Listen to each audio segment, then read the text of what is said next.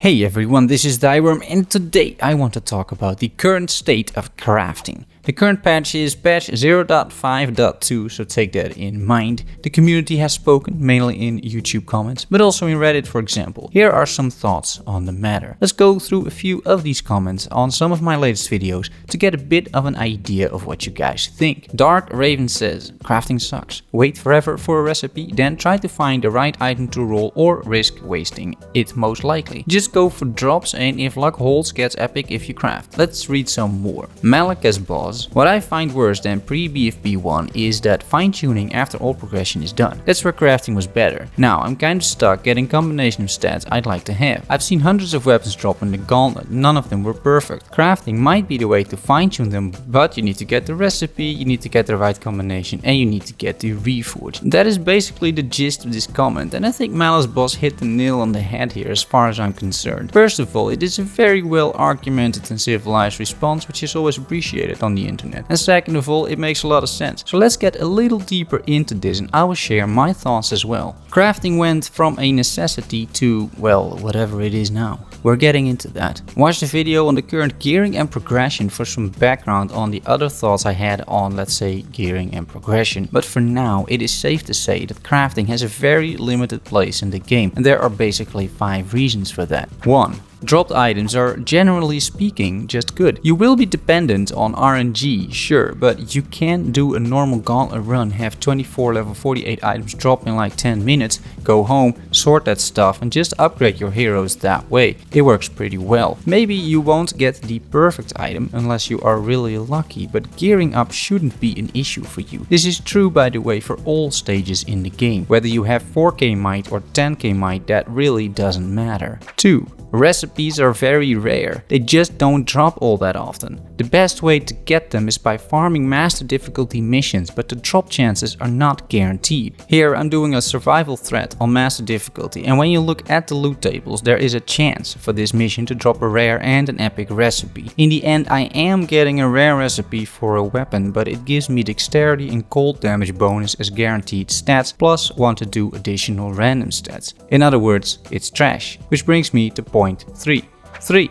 When you manage to find a recipe, most of the time it is just vendor trash. I've sold about 90% of the recipes I've found currently because they're not worth spending the crafting materials on. Blue recipes are just plain bad. They are useless as of now. Epic recipes can be really good, but you need to get lucky with the recipe. Let's assume you do get your great recipe. For example, this one. It's got fire damage on it, fortitude and critical damage bonus.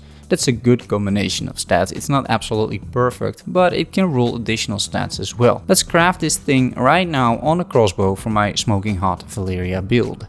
4. The cost of crafting. You might notice the requirements here to craft the initial item. It is using 10 epic crafting materials and a whopping 51 rare crafting materials. This is just to craft the initial item. I feel that this is pretty expensive as of now. Crafting materials don't really have any other use these days, where before they were used to also increase skills, but still, this feels like a hefty amount of crafting materials. So let's create this thing. The initial result isn't bad. I'm getting the guaranteed stats and additional bonus fire damage. The poison damage isn't great, however, so let's reforge. Reforging is just as expensive as crafting the initial item, which seems a bit steep. This used to be half price. And as it turns out, I have enough crafting materials amassed over the course of, let's say, 50 hours of gameplay to be able to exactly reforge 3 times before I run out. I decide to keep the initial weapon for the fire build, although the one with higher weapon damage is pretty good as well. It's just that the modifier, the fire damage bonus, does a lot for me here in terms of damage. All this reforging brings me to point number 5. Reforging relies too heavily on RNG. 3 static guaranteed stats on an item are great. The 3 random ones, however, are totally random. And getting 2 to 3 stats roll the way you want them to roll, without even being perfect or anything, is going to take a lot of reforging attempts. I will get to that in a bit. If you want to theory craft or just craft with me, I'm streaming Pagan Online on Monday, Wednesday and Friday 8 PM Central European Time on twitch.tv/Thyworm. Give me a follow over there and let's hang out. Time to get into some math. Allow me to do some simple math here. Now let me start with reforging items. My assumptions are for this simple math that every stat has an equal chance of appearing as a random stat. Also, I am assuming that roughly 50% of rolled stats is of some sort of use to you, including resistances, max resistance bonus, fortitude, strength, intelligence, etc. Now that's very generous, I feel, 50% of all random stats being useful, but still. This means that in order to get 3 random useful stats, according to this assumption, you need to roll 50% 3 times in a row. So that is 50% of 50% of 50% chance, which equals 12.5% chance per reforge. Keep in mind, this is just a chance of rolling, not a single random stat that is total garbage for you. Let's be more realistic, and let's say only 33% of random stats is good for you. Now that 12.5% chance suddenly drops to like 4% chance to get a good item here. Now let's say you're hunting for the perfect item. You know which 3 random stats you need. So that is 3 stats out of all possible stats that can roll on a weapon. Let's say those 3 stats are 10% of the pool, meaning that there are 27 other rolls possible in terms of stats on a weapon. Now, once again, that is generous, I feel. I'm pretty sure there are more than 27, but let's take that 10%. It makes it easy to calculate as well. To do the math, you take 10% of 10% of 10%, which is a 0.1% chance of rolling your perfect item per reforge.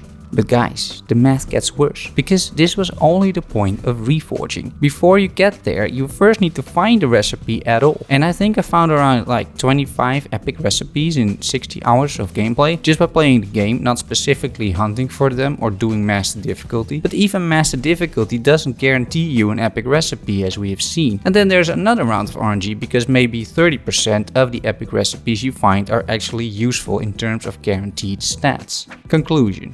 Despite the actual numbers, I think the message is clear. Crafting is in a pretty bad place right now and needs a bit of love. On the one hand, I love the dropped item system and the fact that crafting isn't necessary anymore to progress. Please don't change that, because that is totally fine. But for those who want to min-max their epic gear pieces, crafting has become an expensive RNG infested crapshoot, because while the intention of guaranteed stats and the design behind the crafting system is well thought out for sure, the actual execution of this design leaves a thing or two to be desired. I mainly want to point out the issues here with crafting, and I'm not too interested in the solutions, because I think it should be up to the developers to come up with a fix here. I'm aware that I also haven't covered legendaries, because I'm doing that in another video. Legendaries are a topic in itself, but they share currently the same fate as crafting, it seems. We reached 1700 subs, guys. It's insane. I'm very grateful for that. Keep supporting, sharing and subscribing for more Pagan Online videos just like this one. Expect more stuff soon as well. Thanks for making it to the end, thanks for watching, and I will see you soon. Bye bye.